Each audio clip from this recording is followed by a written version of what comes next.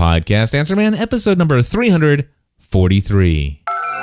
Entertaining, educational, and encouraging content that makes a difference. This is GSPN.TV. Join the community. Hello, everyone. This is Amy Porterfield from the Online Marketing Made Easy podcast, and you're listening to the man who's trained more people to podcast than anyone else in the world, Cliff Ravenscraft. He is the Podcast Answer Man.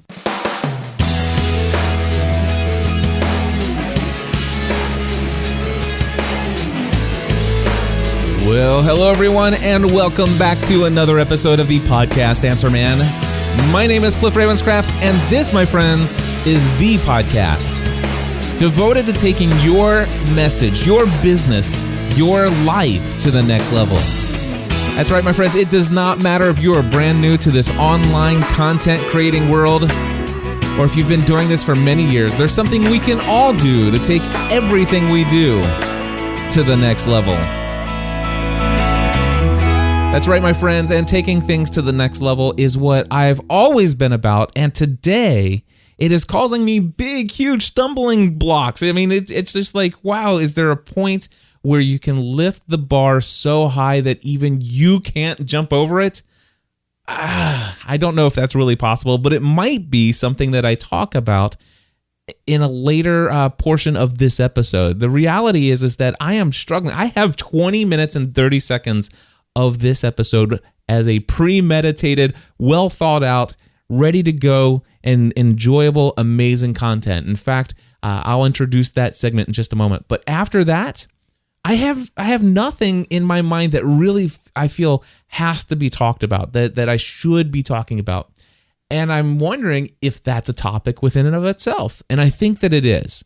The only thing is I have not pre-thought out any of those things. I don't have any show notes. I don't have an outline, which usually means that could be a ramble fest for me.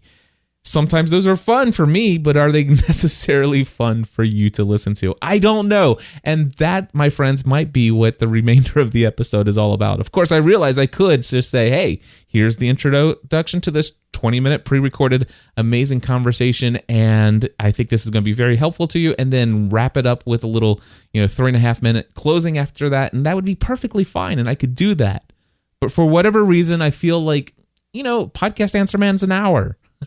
Although with some of the episodes recently going over an hour, I guess maybe putting out a 25-minute episode would not be a bad idea.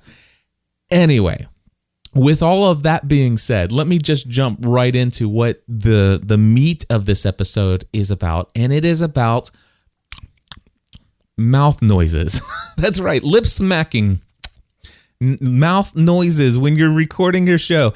This is something that a lot of people ask me about, and starting out when you first start podcasting, a lot of people really do struggle with these mouth noises. And so it's been something that I've always, did a little research, found some articles here and there to help some of those folks who really struggle with this more than others.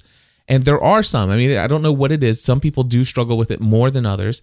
And then it occurred to me the best person that I have that I could go to would be my great friend, Renee Chambliss. She, I know she's spoken on this topic. In fact, she's even thought of doing sessions at New Media Expo on the topic of eliminating mouth noises and stuff like that, as far as a session for podcasters on how to improve the audio of their shows. And I'm thinking, wait a second, that particular session has not yet taken place at New Media Expo, but why not have Renee come on here to Podcast Answer Man and share that information? Because I know so many people that still need this today, and I know that there are going to be many students that are going through Podcasting A to Z that I'm going to say, hey, go check out episode number 343 over at podcastanswerman.com/343 and listen to what Renee had to say. She's got 5 tips for reducing or potentially eliminating mouth noises in your podcast.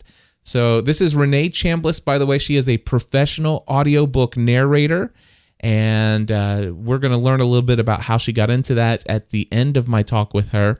But you can find her at rechambliss.com, and we'll mention that again in the interview. But let's go ahead and jump right into that conversation that I had with Renee about reducing or eliminating those mouth noises in your podcast.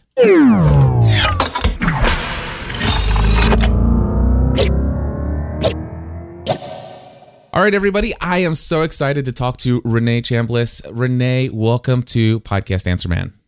Thanks, Cliff. I'm happy to be here.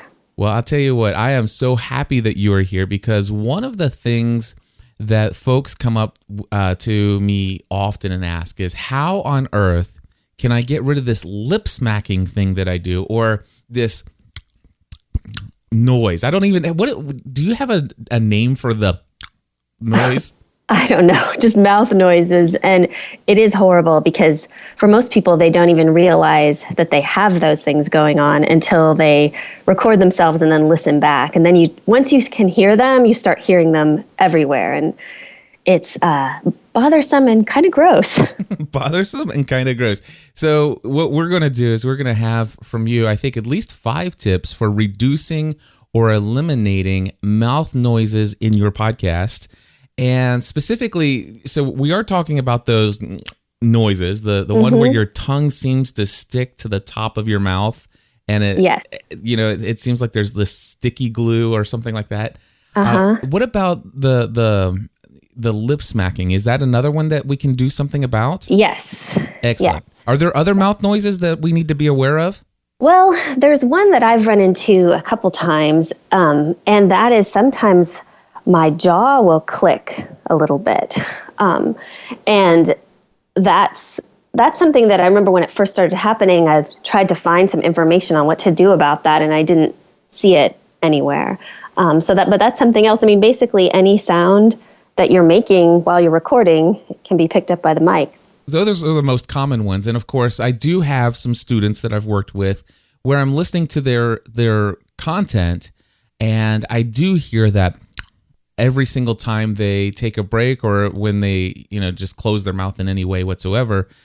And one of the things that I've been doing is I've been telling people, say, well, let's try to work on maybe pulling down the gain on the microphone a little bit. Instead of being right up on the microphone, let's back up a little bit. And that certainly has helped. But you, as a professional audiobook narrator, I'm sure that you've, I know for a fact that you've actually done, sessions and webinars and teaching sessions on this topic. So I've come to you and said, hey, can you help us out? Let's create a resource on Podcast Answer Man. So what kind of tips can you give us for reducing or eliminating those noises? Sure. Well, one of the most important things, and this is good for your throat and voice as well, is to be really well hydrated. So, if you're going to be recording, you need to be drinking water. I drink tea, a lot of decaf tea. That helps with the throat and the voice also. But the more hydrated you are, just the less of that stickiness you have inside your mouth. So, plus it's just good for you in general not to be dehydrated. So just be sure that you have a lot to drink, a lot of water, tea. Caffeine you have to be a little careful about because that can, dry you out more. But I certainly don't totally avoid it, but you don't want to overdo it.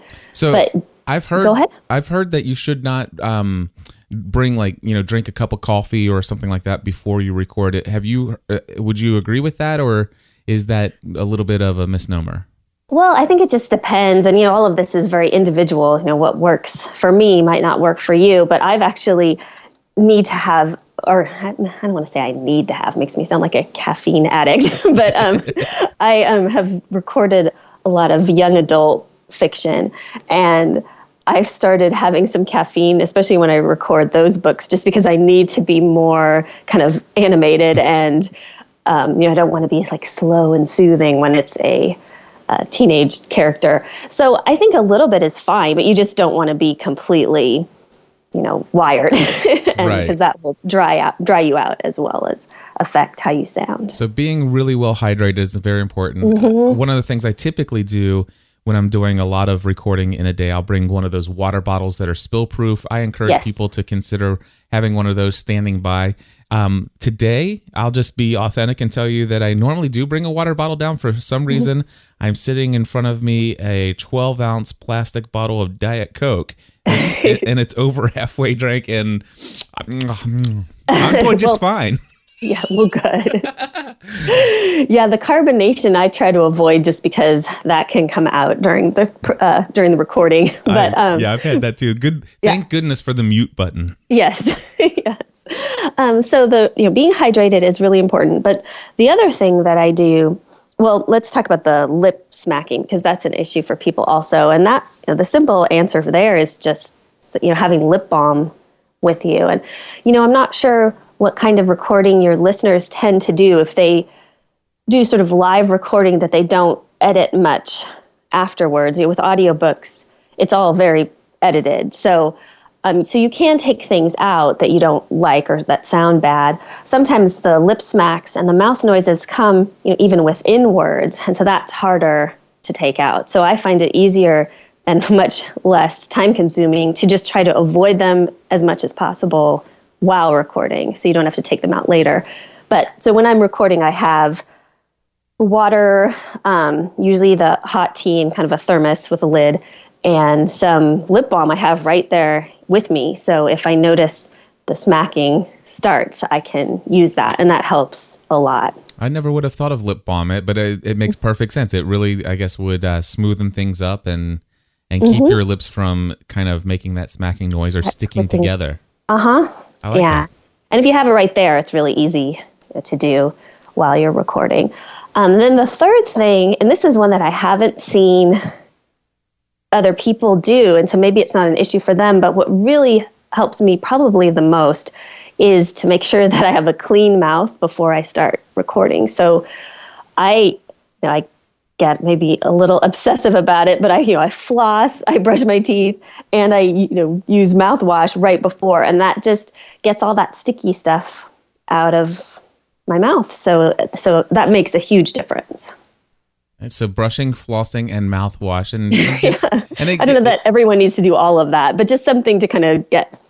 Well, there really are some people out there that are struggling with this. I mean, they've tried a lot of things, and so I think it is important to say, if you're still struggling with having these mouth noises in your podcast, it wouldn't be a bad idea to try each and every one of these, even going down and saying, let me make sure to brush my teeth. I'll go ahead and floss. I will rinse with some mouthwash. I'll get myself some lip balm and a nice ice cold.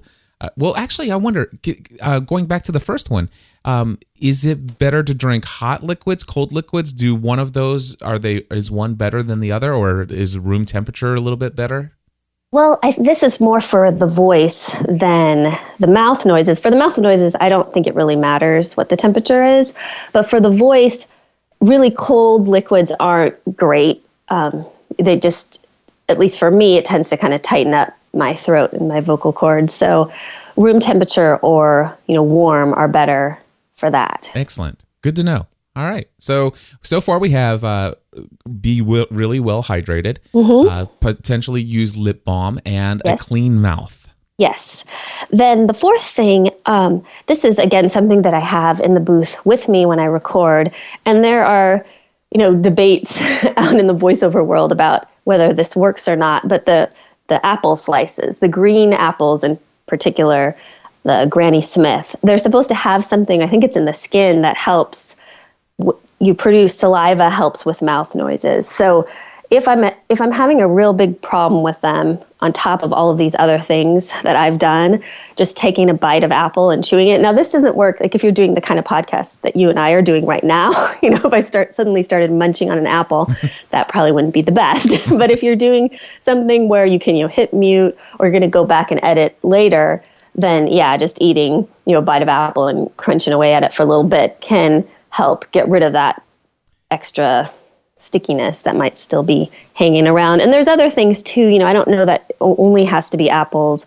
Some people use like those little breath drops, like sort of like Banaka, but you don't spray it, and just put a little dab on the tip of your tongue, and that can help stimulate saliva so that it washes that stuff away. So tip number 4 is actually some type of product or food or whatever that will increase saliva production. So basically going to Morton's Steakhouse and having a juicy, nice filet sitting right in front of you saying, as soon as I finish this recording, I can have that steak. And it's just producing saliva like crazy. And there are other products too, and I was going to look them up before, but because I don't use them, but things that singers use that can help also. So I guess if you Googled sort of singer voice product, that might help. But those are just sort of commercial products that are supposed to help with this. But I don't think you necessarily need those that are officially designed for it. You can, just find something that works for you. Extra saliva production. Yeah. Tip number 4. I love it. All right. And then number 5. The last one is to listen to yourself. And this is something that I think a lot of people do naturally once they start to notice this is happening, but just to listen to once you start hearing them, you hear them everywhere. And by listening and sort of figuring out what it is in you that triggers them, you can help to avoid them in the future. Maybe it's saying certain words, maybe it's just a certain distance from the microphone. But it just keep aware of them in the back of your mind, and that will help probably more than any of these other things, because then you know sort of what sorts of situations they tend to crop up, and you can take steps to avoid them. So basically listen and train yourself. And this is something that I worked with a lot of people when it comes to breathing. This is another thing that many people struggle with, where they speak until they've exhaled all of their air out of their lungs. Right. They can't talk anymore. And then they go gasping for breath. Yeah. I know it's kind of humbling the first time you do something like this, to listen to yourself afterwards and realize all these things that can happen. It is. Are there any other things that you think that we should share with folks when they're thinking about mouth noises and all this clicking and stuff like that? Well, the one other thing, and again, this is something that I don't really do, but people can look into it further if it seems like a good choice for them, is there are things that people do in post-production with the audio itself, settings that they can run the audio through that will pull out some of those click type sounds. I don't do them because I think it's really tricky to do it enough to minimize the sounds of the clicks while not affecting the sound of the audio in general. But for people who are big audio buffs and really like to work with audio, there are, settings and techniques to pulling that kind of stuff out.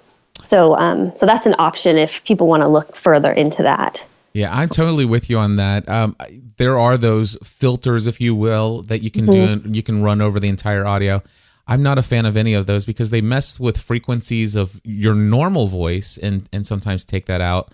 Right. It can be tricky to just get rid of what you want without losing any of the good stuff. I mean, if you do have a terribly pronounced one of those big sounds before each of your big sentences in your production, I mean, you could go in and if it were me and I really did not want that sound every single time I go and take a breath, I would manually take out each one of those. But like you said, sometimes those can break into a word.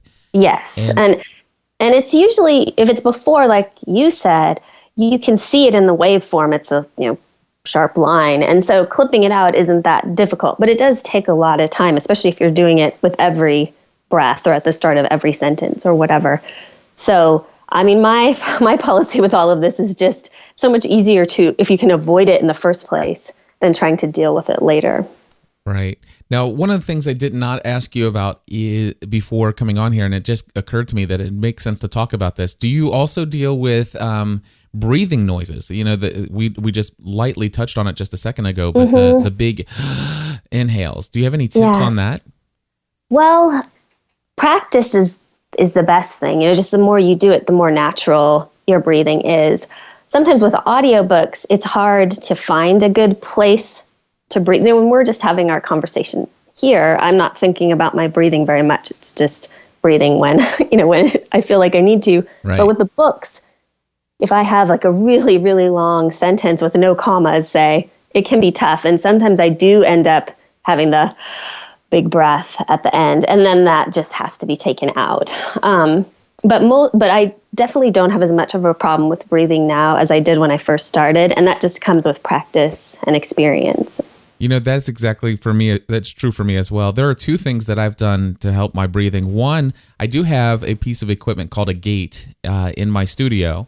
So in live production, while it's being recorded, as soon as I stop speaking and the audio level, let's just say on a scale of 1 to 10, my voice, the volume of my voice is around a 7.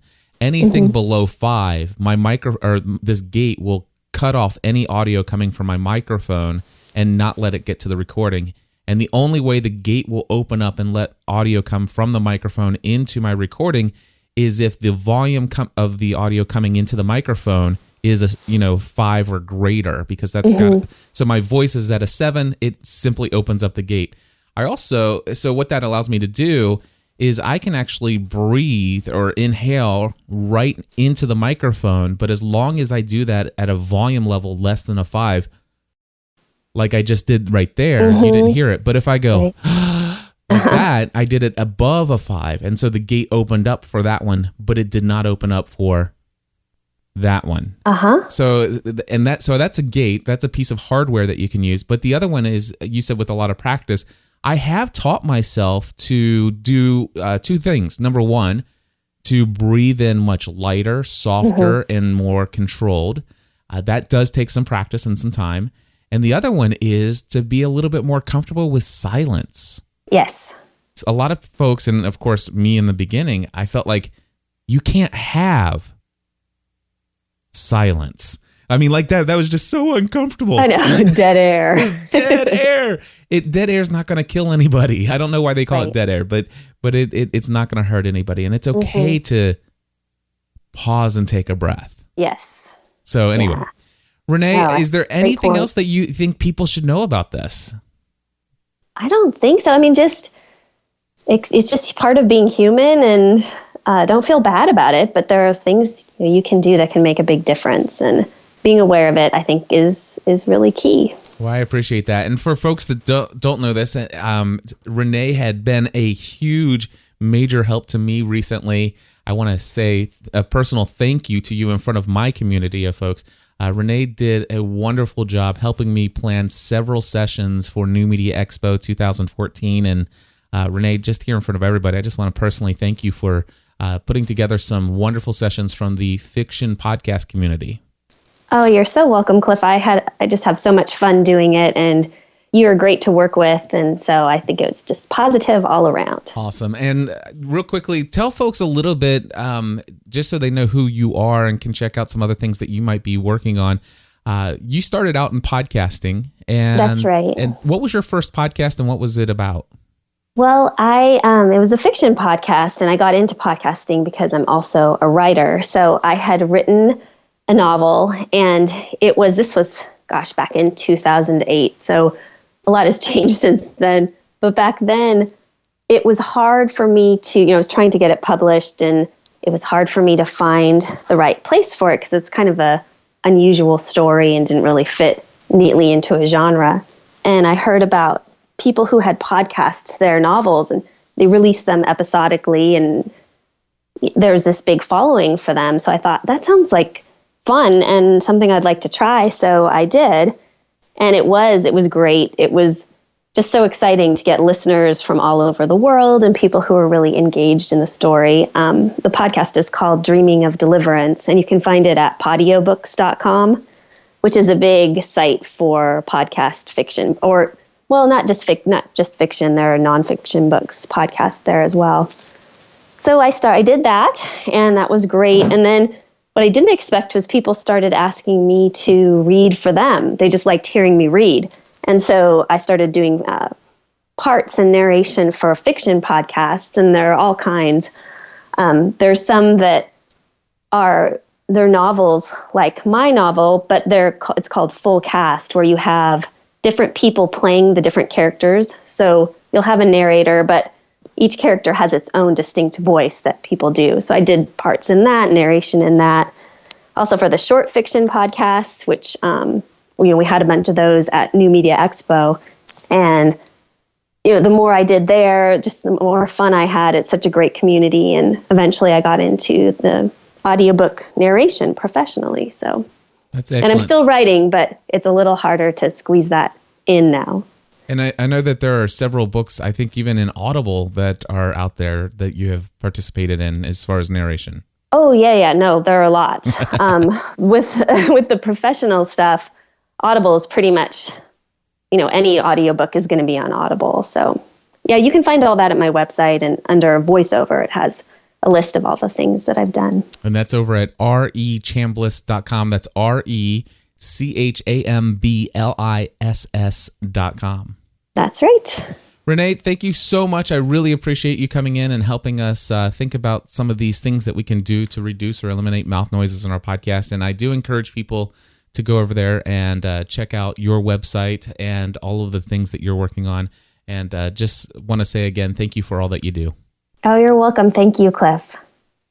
All right. Well, there you go, my friends. That is my interview with Renee. I hope that has been beneficial for those of you who had been struggling with mouth noises in your podcast. And if you wouldn't mind, let me know if you had solved some of the issues that you were experiencing with mouth noises as a result of any of the tips that Renee had shared with us. If you would let me know which one or which a combination of these tips have helped you personally, that would be great. It'd be good to know that. Just go over to podcastanswerman.com/343. Again, that's podcastanswerman.com/343 and throw that into the comments section.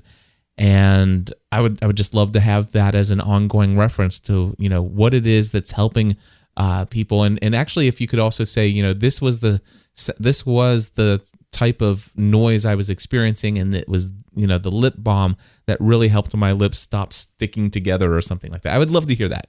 Anyway, so here we are now. I warned you at the beginning of the episode that I'm not quite exactly sure where to go with this. This week, I really have this sense of, man, I don't know what I want to talk about today. If it wasn't for Renee and having her scheduled to come on, would I have had anything off the top of my head that I really felt like led to talk about? Now, here's the deal. In my podcast, there are tons of options here. In fact, let me just tell you what I have as far as topics. I could talk about what is the ideal length of a podcast. What's the ideal frequency of a podcast? Those are questions on the listener feedback hotline. Now, I've talked about those many times in the past, but it's something that, it's been long enough to where probably, it could be covered again. Here's another one. I want to do high quality on-site interviews. What gear would you use that could still be portable? I could talk about that one. The reality is those are great topics for Podcast Answer Man. They're just topics that I don't feel like talking about this week. Here's another one. Here's a topic that is a little bit more in line with kind of things that I like to talk about. Like, for example, it's called What Happens When You Think and Act Like a Millionaire? It's a topic that I think would be a great conversation for me to share as a segment on Podcast Answer Man, but I haven't yet had the time to sit down and really map out what kind of things I would actually share. And that's one of those topics I just don't want to just talk about off the top of my head. It's one I would want to have some outlining done ahead of time and maybe even score it just a little bit. Like, here are 7 things that happen when you think and act like a millionaire, or here are 5 ways that you can think and act like a millionaire. That's the kind of topic that I had envisioned when I wrote this potential topic to consider. There's how to land expert interviews for your podcast. I could do a segment on women in podcasting and have some women podcasters who have been podcasting since the beginning, and also women who have entered and really made some things happen, like, of course, Jamie Tardy and Amy Porterfield and so many other wonderful women out there that have really knocked it out of the park and are doing some great things. So that's a topic that I want to cover in the future, but I just didn't feel it today. Building a community around your podcast. That's something Father Roderick and I talked about years ago on Podcast Answer Man. It's a topic that I think some other things have happened since then. Some new and unique things that we've done to create a sense of community and actually plugging people into relationships. And that's something that I think needs a little bit of an update. Pat Flynn and I did a session at New Media Expo that went over extremely well. about authenticity and transparency in your podcast. And I could have Pat come on and we could actually talk about what we had talked about there and kind of brainstorm some other things about authenticity and transparency in your show. I could bring in folks like Tom Webster from Edison Research and talk about the stats, the current state of podcasting. What are the stats? I could bring Norm Pattis of Podcast One. I could bring Noah Shannock from Stitcher Radio back in. I could bring in the folks over at SoundCloud who, for some reason, are still in beta on the podcasting platform. And just there's so many different topics. I have all of this stuff that are sitting here that I could talk about. But when I sit down in front of the microphone here, I'm not feeling any of those right now, not this week. And part of it, I think, is just how darn cold it is in our area. I feel like I have a little bit of experience with cabin fever. I feel like I'm stuck inside of an ice box because it's so cold.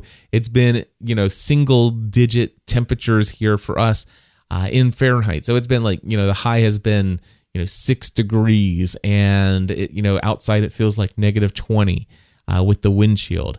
But the problem is that I know that some of you think, well, gosh, 6 degrees, boy, that would be nice. And some of you are thinking, oh my gosh, how can you live in 6 degrees? And I'm more along the lines of, man, it's really tough when things are 6 degrees. You're just stuck inside every day and stuff like that. And I just feel like, I'm in a season of life. That's the other thing. I'm here. And I am rambling, by the way. I have nothing in front of me. Zero outline of what I've got here. What I do have for me right now is I know that with the intro and with the with what I've already done here, I have 25 minutes and 30 seconds already put together for this episode that's in Adobe Audition. And that gives me another, 35 minutes. So if I go for 30 minutes and start the music, then that is going to give me a 1 hour show. So I do apologize if I'm rambling just a bit, but that's what I want to talk about. I have set the bar in my own mind of what I will allow to be in Podcast Answer Man. The expectation that I've set for myself. And now I know that there are expectations that you as a listener have for this show. And the reality is the expectation for some of you, it is going to be, hey, Cliff, anything you have to say, I'm here, I'm tuned in, I'm a huge fan, and I just love hearing you talk about anything. In fact, I really enjoy it when you just get behind the microphone and say what's on your mind. In fact, one of my favorite podcasts that you do is Pursuing a Balanced Life, and that's what I love about that show. Well, I have an entire podcast devoted to that, and that's the kind of content that I create there. And it's not the type of information, or it's not the kind of content that I think about when I think about Podcast Answer Man. But with that being said, I am the content creator of my own show. This is my show, and I get to choose what I want to do. And occasionally, if I want to sit down behind this microphone and just say anything that comes to my mind, I like the freedom that I can do that. But then again, I know there are some of you that say, gosh, Cliff, man, the last 2 episodes, wow. I loved it. The whole music podcast episode, that was just like, you could tell you spent some time on that, and it's got, you thought it out. You covered each item. You had a bulleted list of things you made sure of. I mean, you covered so much valuable information.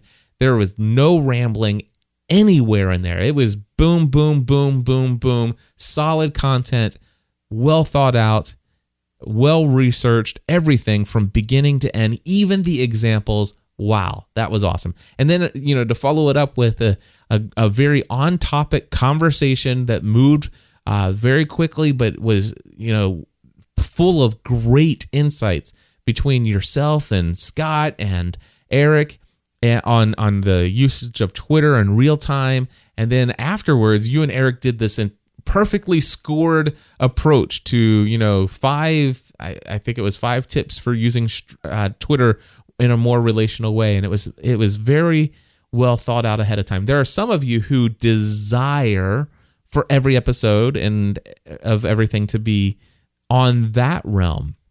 to be that professional. And to be honest with you, I prefer having Podcast Answer Man be at that level of well thought out, premeditated, well outlined, and not waste any of your time kind of content.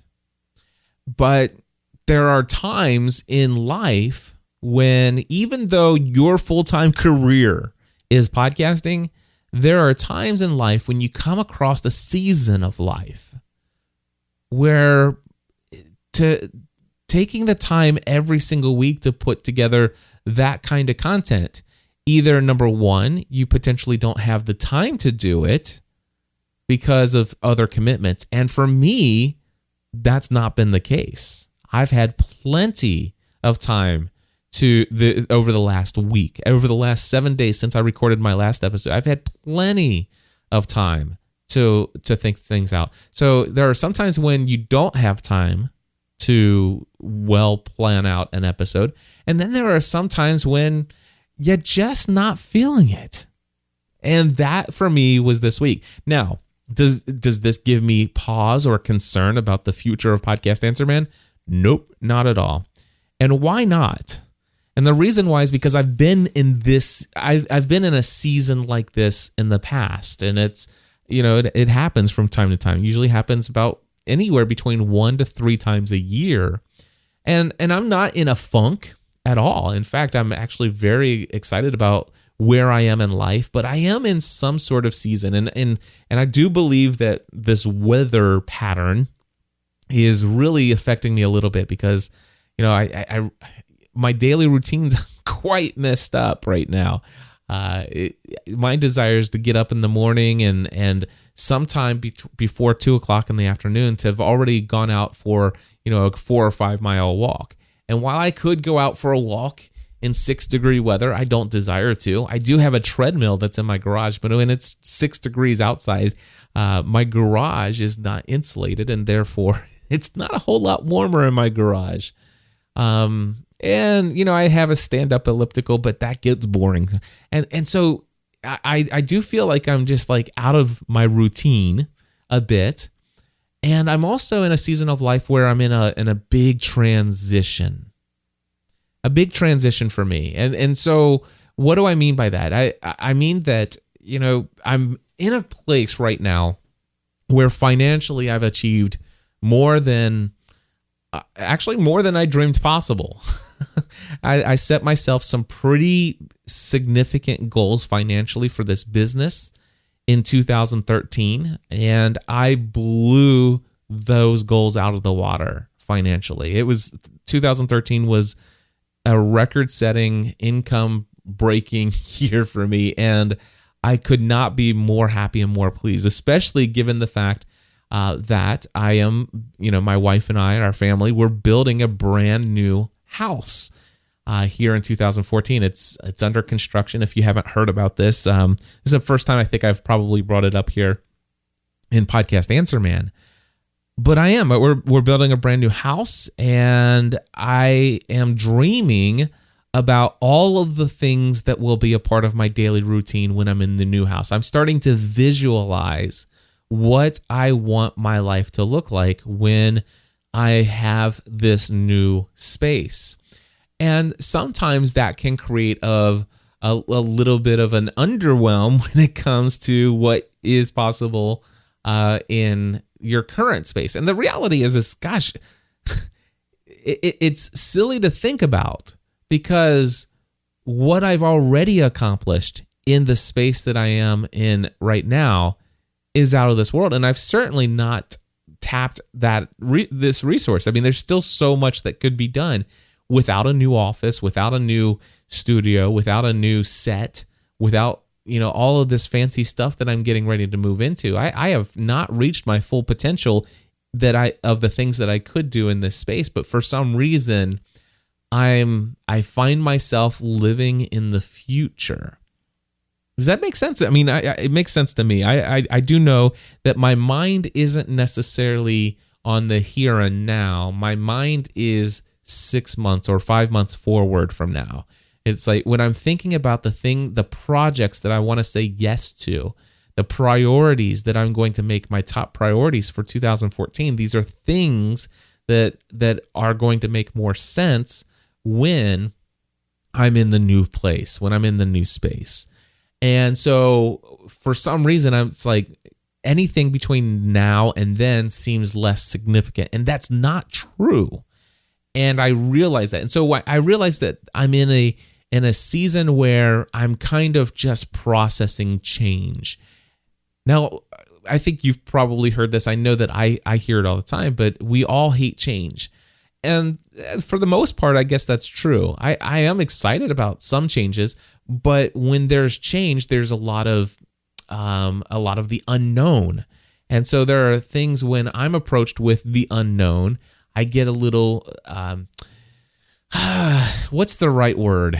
I'm going to say the word that's coming to my mind, but I don't know if it's the right word. But there comes a little bit of insecurity when it comes to not knowing what's going to happen in the future, right? Here, I've lived here and I've been doing this business from the ground up, and I know what I have at my disposal. I know the things that I can accomplish. I know the things that I have done, and I can put so much on repeat and just make things happen just like they have. But for some reason, I feel called to go to that next level, to take things to the next level, to do things that I haven't done before, to risk and be bold and to pave new pathways, to blaze new trails, if you will, forward. I don't necessarily want to say, okay, well, gosh, what just happened in 2012, 2013? Wow, I really turned that into something that if I wanted to for the next 5 years, I could do, rinse and repeat. And I could certainly see myself not only just making as much money as I made, but certainly even, seeing that increase. So, Troy says maybe anxiety is a little bit more about than insecurity. But let me go back to the word insecurity and tell you why I feel that why I feel that that's the word that I chose. So, for example, when I think about these, and by the way, I'm talking about Troy Rudder in our chat room. I've got a live chat audience here on Thursday mornings most weeks, and so there are folks listening to this live. They're about 20 seconds behind me. But when I talk about blazing new trails, I'm talking about entering new spaces. I'm talking about doing live events, doing some one-day masterminds that I have never done before, and I think would go over extremely well. But then again, I'm not sure, and so I'm a little insecure into is this really going to work? I'm very secure in knowing that I can pull off, 5 more podcasting or 6 more podcasting A to Z courses in 2014. I'm very secure in that fact. However, can I pull off what I have set as my goals for 2014 when it comes to live events? I am not secure in there. There is a little bit of insecurity, or there is a little bit of a knock in the confidence, breastplate there. The little self-confidence is not necessarily there in those areas. So I am thinking about new things. As a matter of fact, one of the things that I'm thinking about is a completely different show in the future. And I don't even know why I want to do it yet.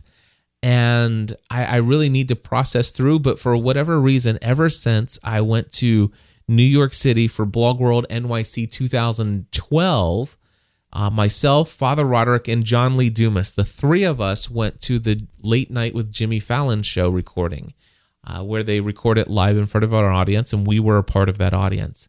And so John Dumas, Father Roderick, myself, were sitting there, and being a part of that live, having a live audience, a physically present live audience, was awesome. Having a multi-camera shoot was awesome, and having a set, a studio set was awesome.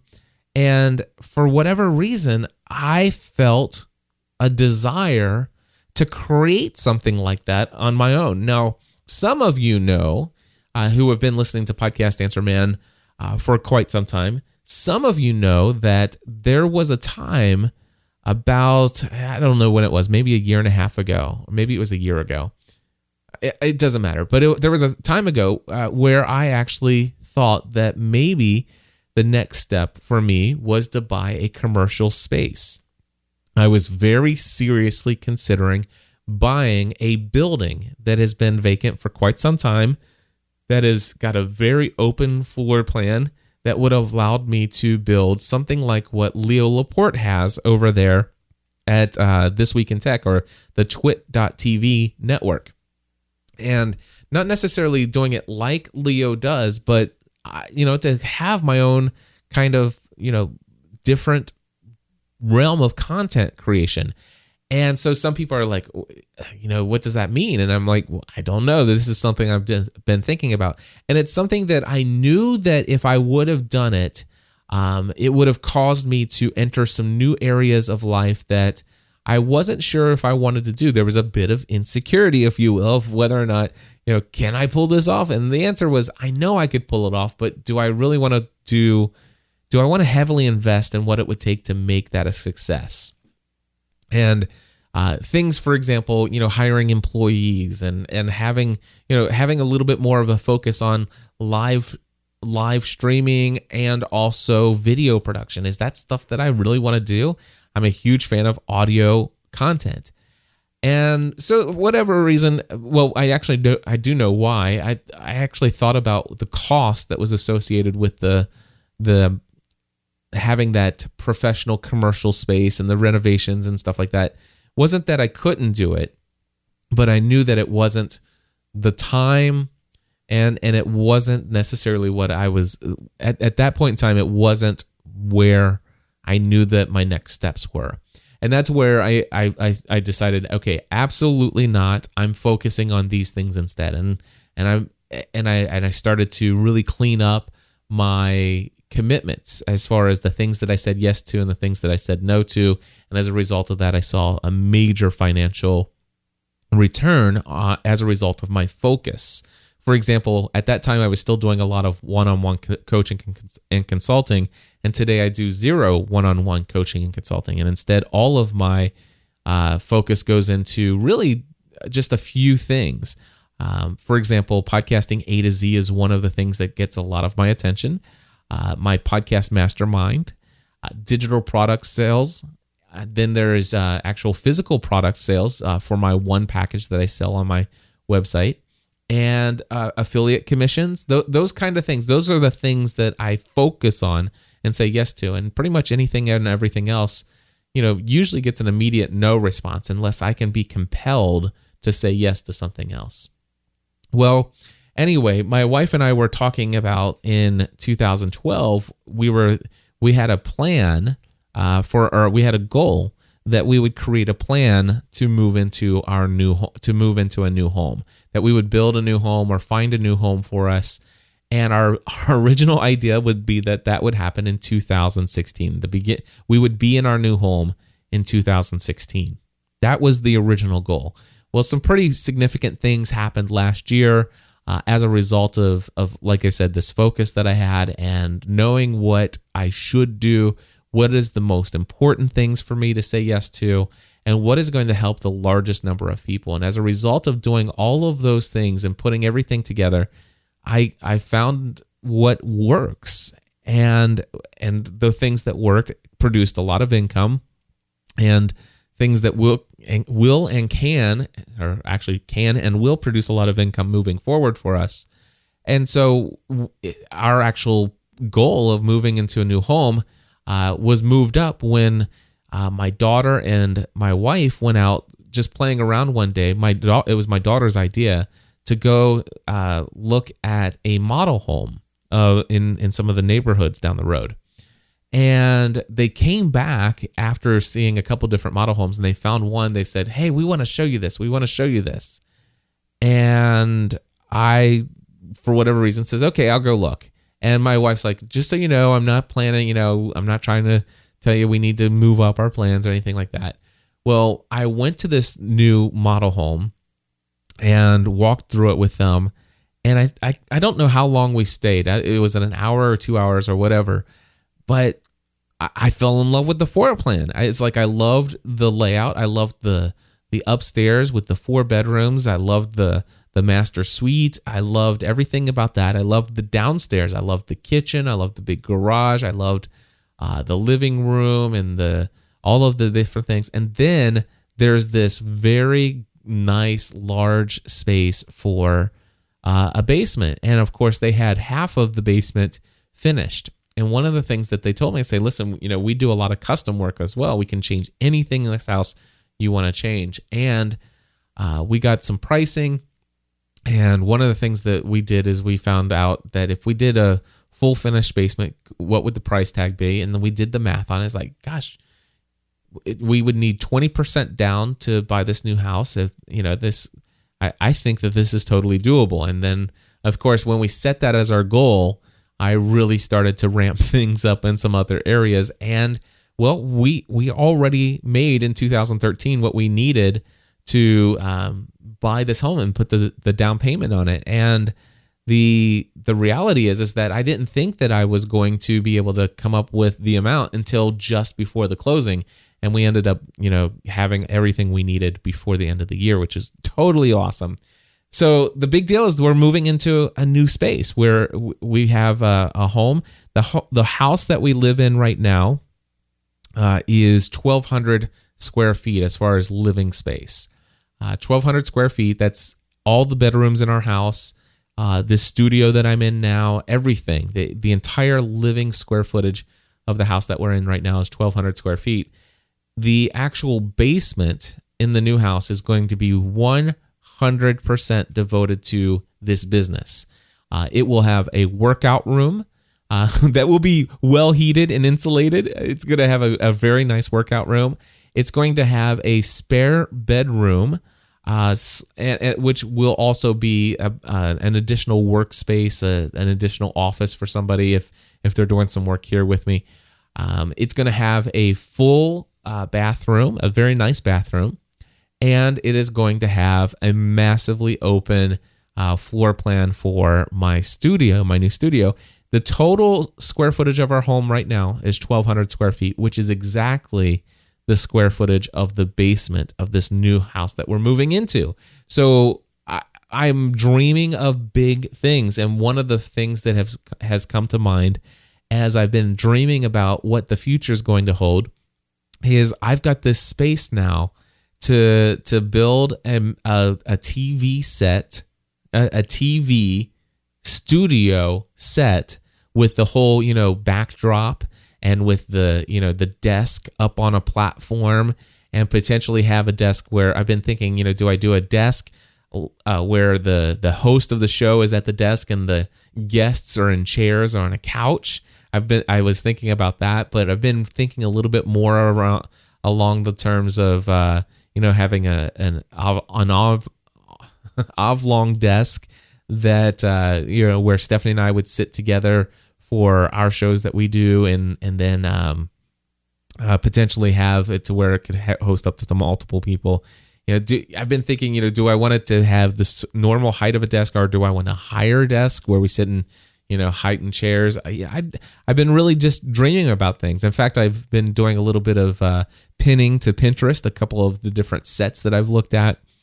And then it got me to thinking, it's like somebody asked me, so Cliff, are you going into more video production? And I definitely have a plan, or actually, I don't have a plan. I have a desire. It's not even a goal yet. It's just a desire. I have a desire somewhere within to do something like a late night with Cliff kind of show that would be a live streaming video show. But at the same time, I'm thinking, what I would do with this set is, even though I would not be producing, this for the purpose of video, I would still use this area for producing our audio content as well. So I do see myself kind of sitting at that space, that area, to produce my other shows like Podcast Answer Man and Family from the Heart and all this other stuff that I do.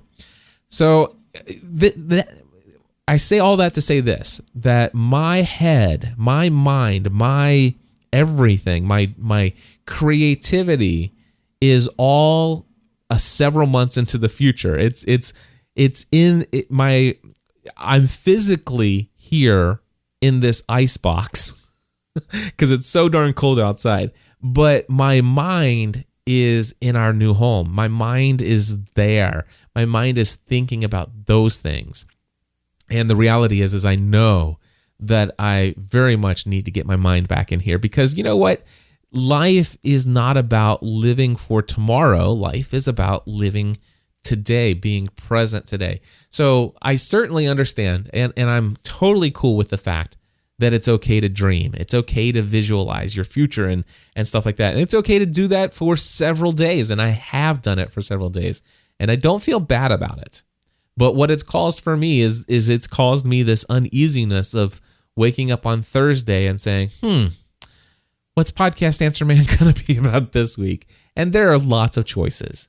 But this week, it was, thankfully, I had already scheduled with Renee to talk about what we talked about today, and I'm so thankful for her coming and sharing that. But the rest of this, all off the top of my head, I had no idea I was going to say any of this stuff before I actually said any of this stuff. So there you go. Taking things to the next level. Sometimes I set that bar and say, you know what, that was not scored. That rambled and it went so many different directions. And the thing is was it interesting to you guys? I would venture to say that many of you enjoyed hearing me just say all of that stuff.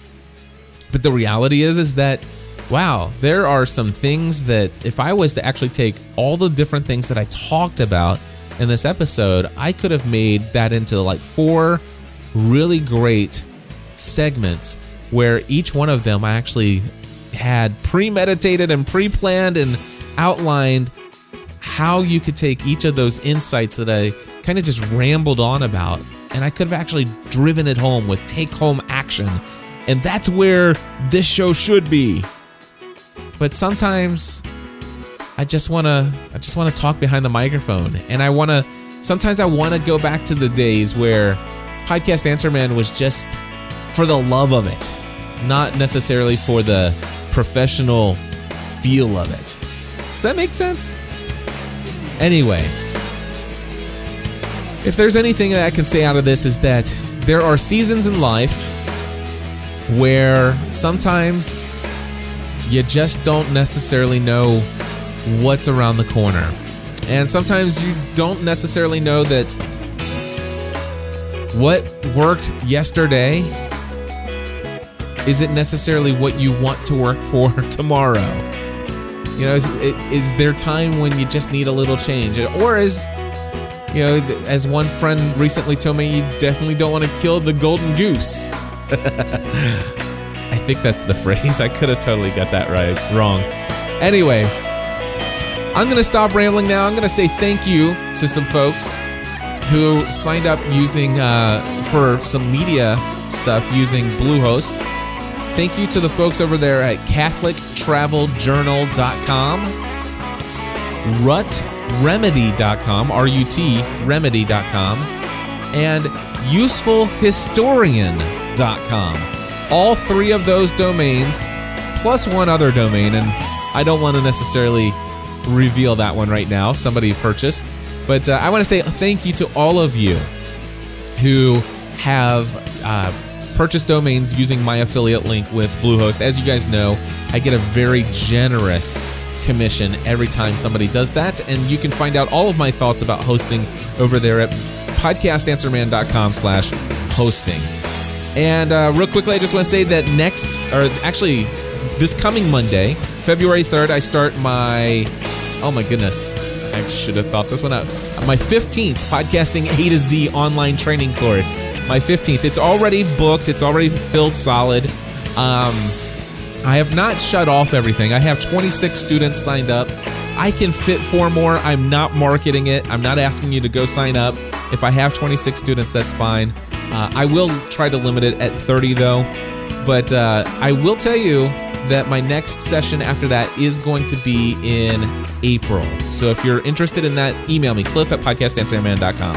Helping you to get the thing you do to the next level.